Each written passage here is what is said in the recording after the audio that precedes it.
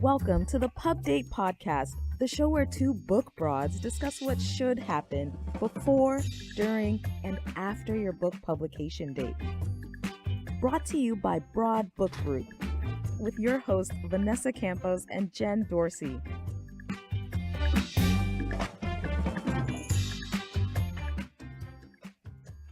Happy Friday, Jen. How are you doing?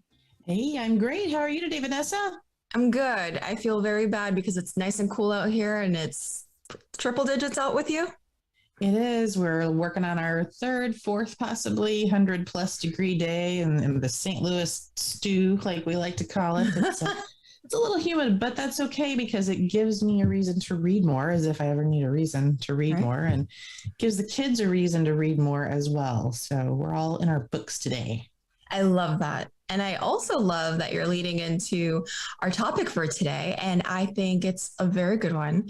I was doing a little bit of research on our next guest, and she pointed out something that I knew was actually a thing, but I was really surprised to hear that less than 7% of children's books are written by Black, Latino, and Native authors combined.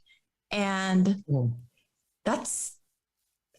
come on, we need to do a little bit better. But I think a lot better, right?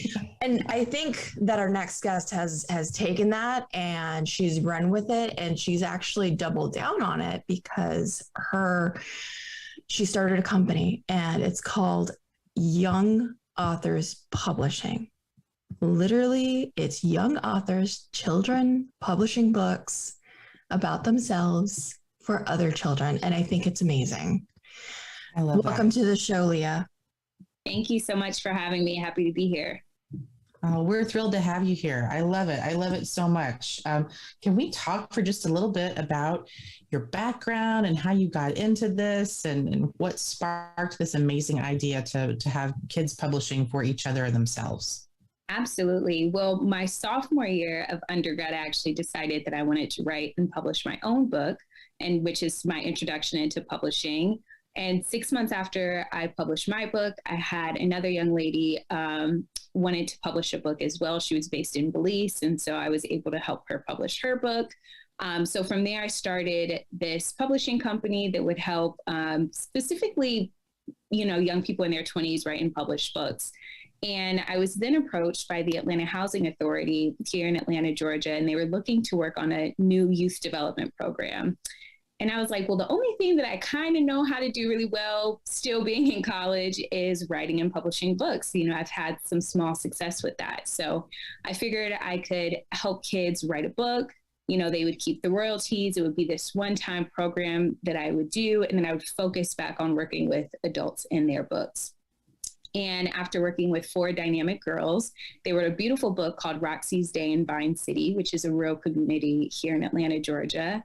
At the time, it was actually being rapidly gentrified. And so they really shared a beautiful story about their experience and what it was like growing up in this place. And, it was kind of an aha moment once we got a lot of support from the community and a lot of support from schools. And, the message resonated so well with so many other students. I had the aha moment to kind of keep this thing going. I was really surprised that it was so easy for them to come up with the topic. Kids have a really great imagination, and I like to say that their ideas haven't been jaded by the world yet. And so when they come up with a really cool topic, like, they don't second guess it, they go for it. And I think that makes for some of the best children's books. I love that so much. That's right. I think, and I've heard this once from a registered nurse, that you don't hit that moment until, like, second guessing your life and death and all of the fears until you're like in your 20s. So there's a really good amount of time there where you're just like, I'm just going to go for it.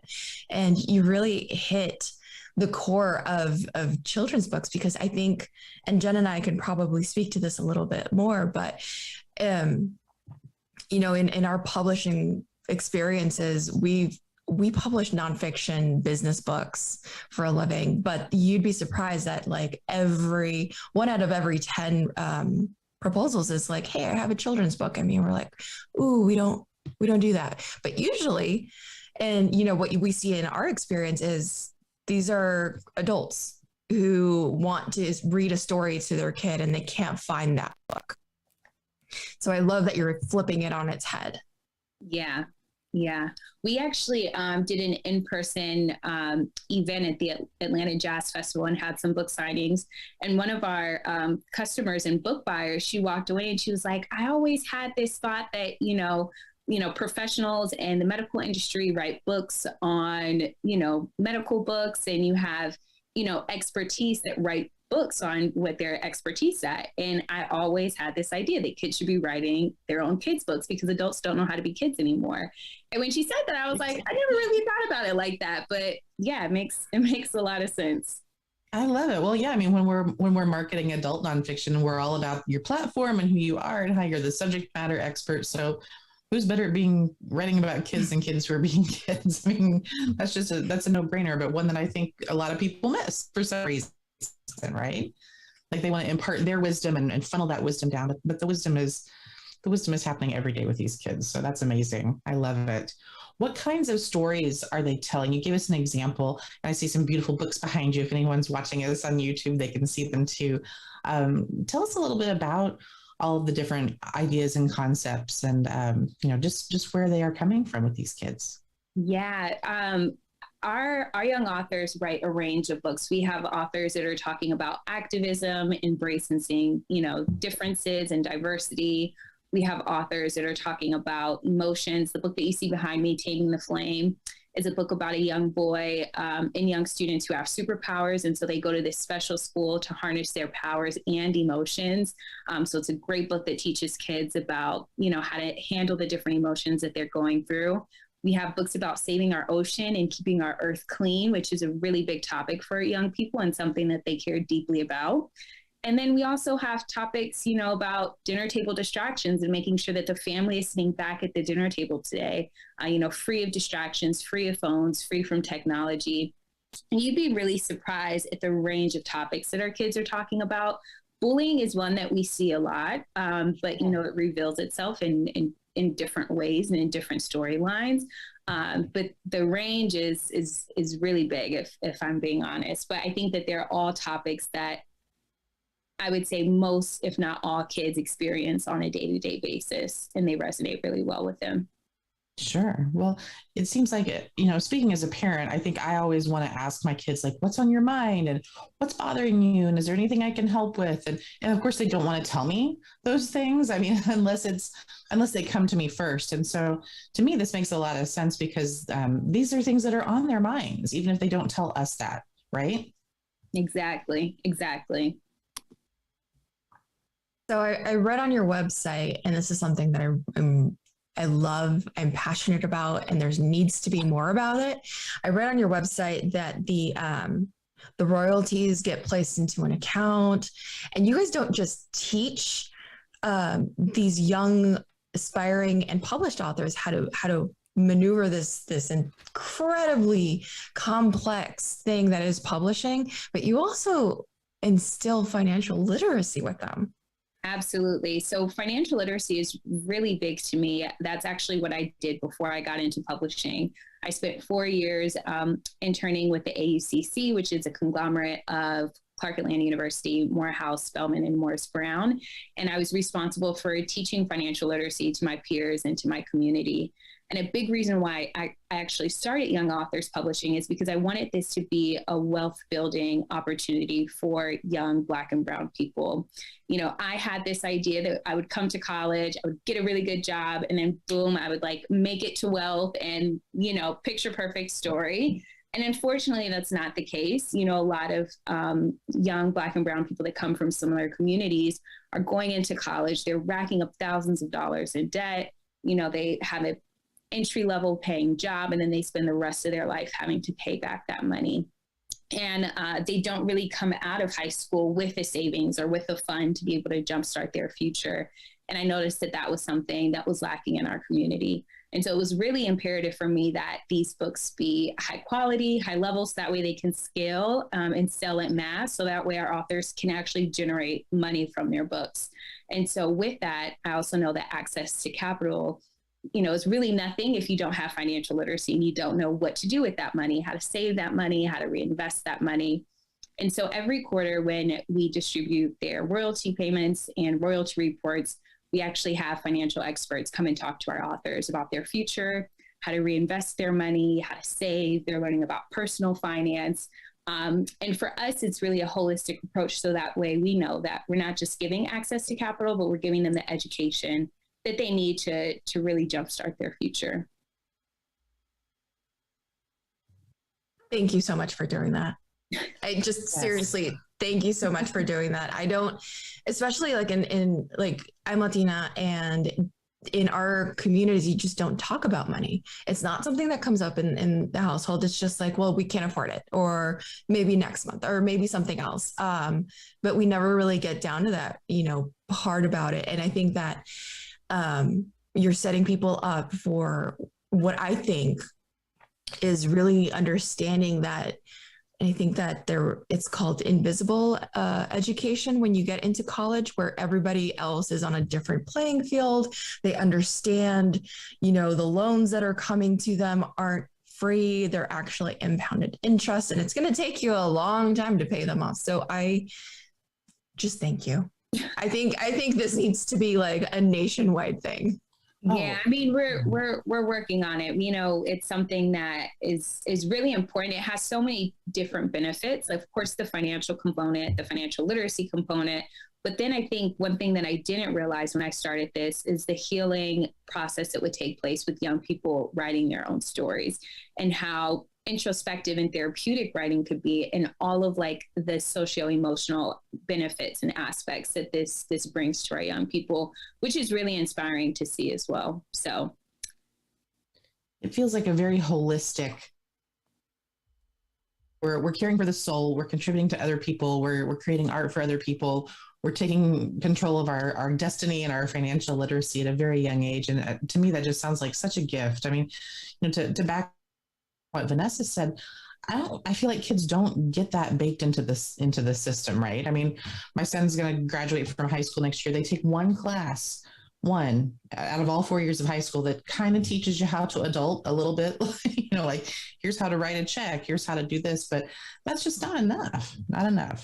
It's not. It's something that, needs to be instilled at a young age and then practiced throughout time. And what's the best way to practice than with your own money?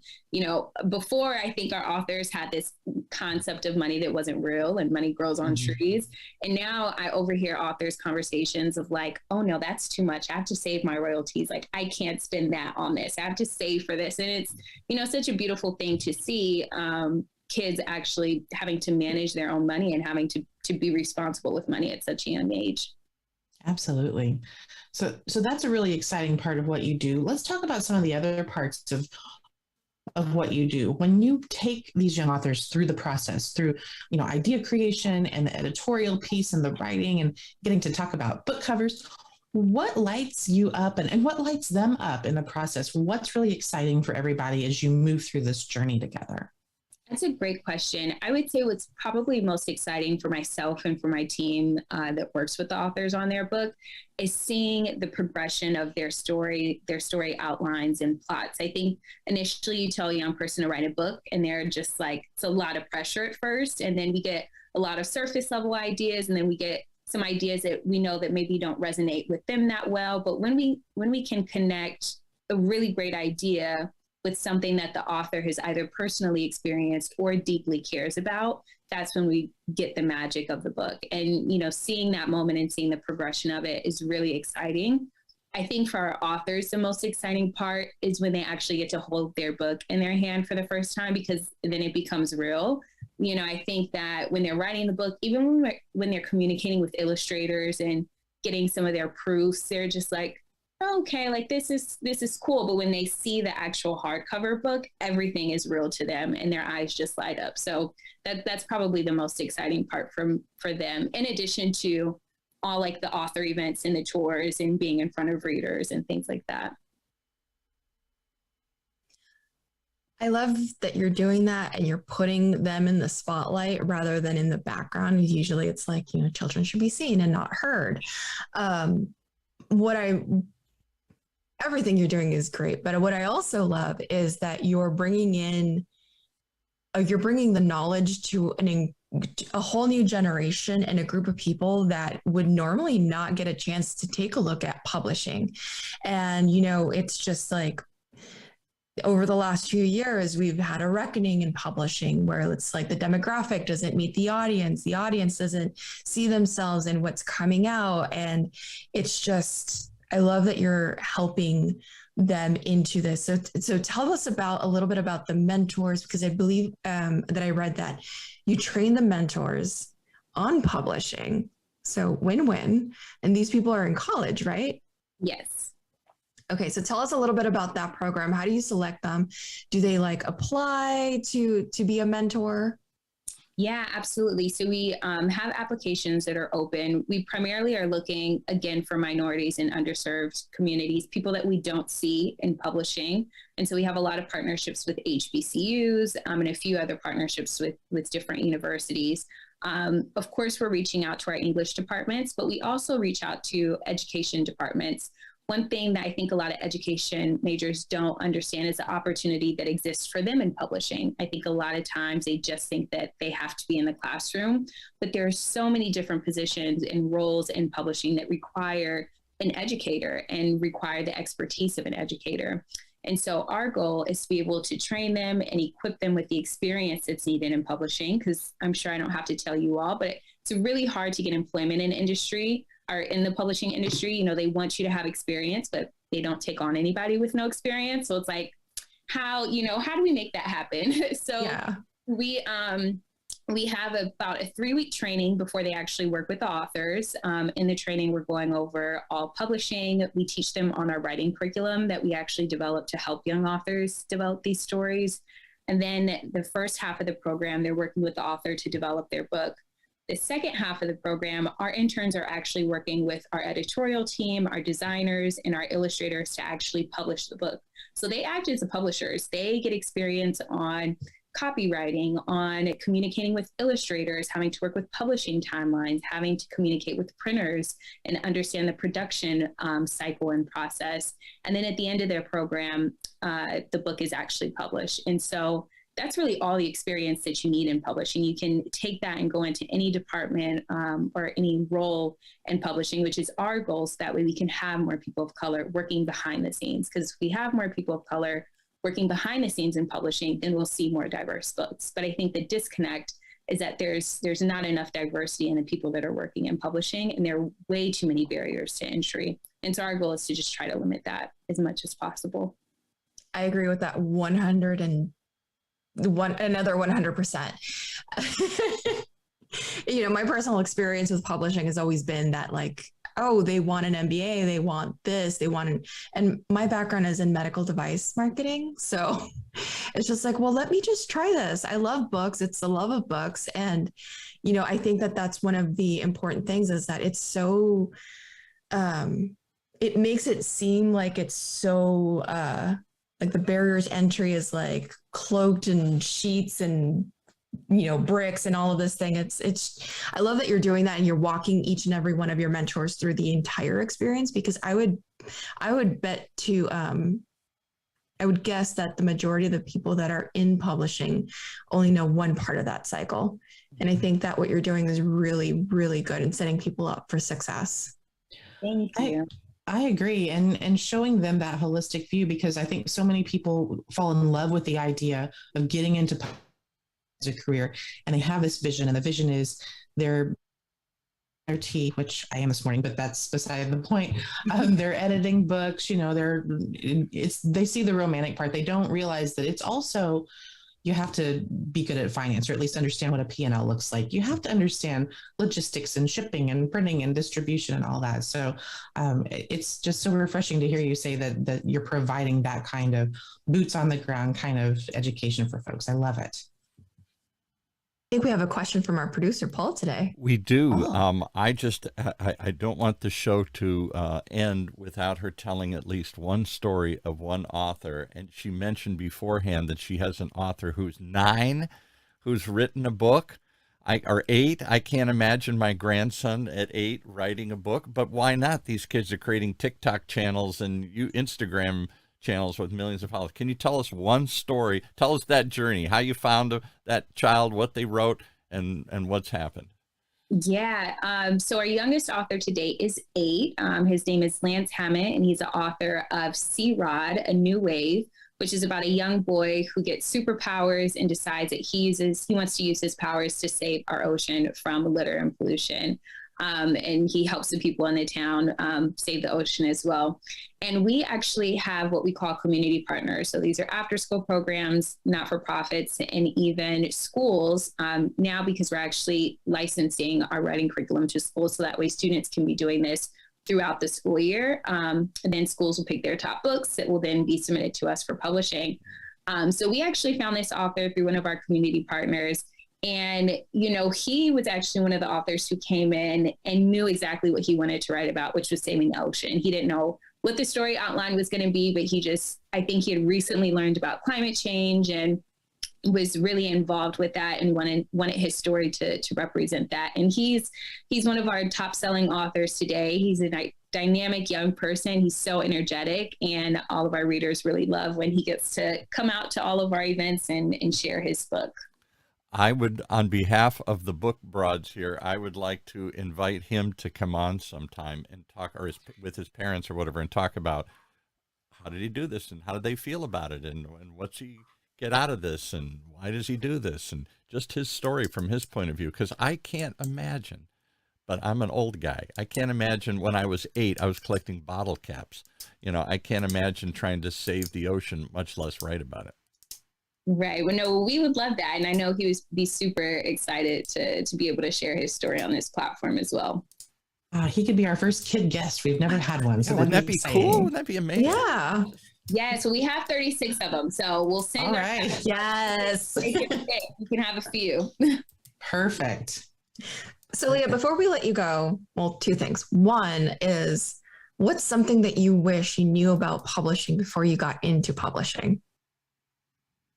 That's a really good question. I wish I knew all of the revenue streams and opportunities that existed in publishing. It wasn't until about year 2, year 3, that until we actually got a distributor, that I had learned about foreign rights licenses and licensing books and book to film adaptations, and just a wealth of knowledge on how you can actually market your book on so many different platforms. And I wish I would have known more about the distribution relationship and how distribution works. But I think, to your point earlier, that's one of those barriers to entry in publishing, is if you just don't know unless you know, and you don't know unless you're in the industry and you're actually working into it. But I wouldn't say that it's a regret. I think that my naivety actually helped us in a lot of areas, because I was like, well, we can just do this and do that, and not knowing all the roadblocks kind of made me delusional to all of the things that we quote unquote couldn't do and that we were able to do along the way. So that would be the top thing I would say, is distribution and all of the revenue streams and channels that exist in there outside of just selling your book to Amazon and Barnes & Noble. Well, you called it delusion, but I think that that's exactly what we all need a little bit of when it comes to book publishing or just marketing anything. A little bit of delusion. Can we do that? No, let's try it. We should always try the new thing that maybe we don't know about, and just kind of keep growing. Have that childlike wonder that as adults we call delusion. I love that. That's going to be one of our new core corporate items for us, is to have childlike imagination. Yes, it's necessary everywhere. So Leah, where can people learn more about you? How can people get in touch with you? Teachers, how can they reach out to you? Absolutely. You can find us at youngauthorspublishing.org. You can follow us on social at Young Authors Publishing. That's on Instagram, Facebook, Twitter, Pinterest. If you are an educator or a teacher, we actually give discounts to educators and teachers, and all of our books come equipped with a teaching guide, coloring sheets, stickers, and different activities for the classroom. And so I would really encourage you to go to our website and check that out. If you are a young author, if you know someone who is a young person and wants to publish a book, we do have submissions open year round. If you go to our website and click the submissions tab, we have more information about that. And then if you're interested in licensing our curriculum to your school, your district, or your classroom, that information can be found online, and it helps students from beginning to end on how to write their story. And it's what's helped us be able to have over 36 young people write and publish a book. Just amazing. I love it. Everyone needs a young author in their lives. We all have one. I mean, I'm just thinking about my nieces and nephews who pick up all my books, and I mean, they eat them and destroy them, but that's okay. I see the vision there. Thank you so much for being with us, Leah, today. I am so happy that you were able to make the time today. This has been amazing conversation. Yes, thank you. We loved having you. Yes, thank you so much for having me. I had a blast here. So thank you for welcoming to your platform and allowing me to share more about the work that we do. Of course. And we're going to have more of your authors come on. But in the meantime, thank you so much to Paul Roberts of OC Talk Radio and our executive producer, Emily Carpenter-Pulskamp of Little Red Communications.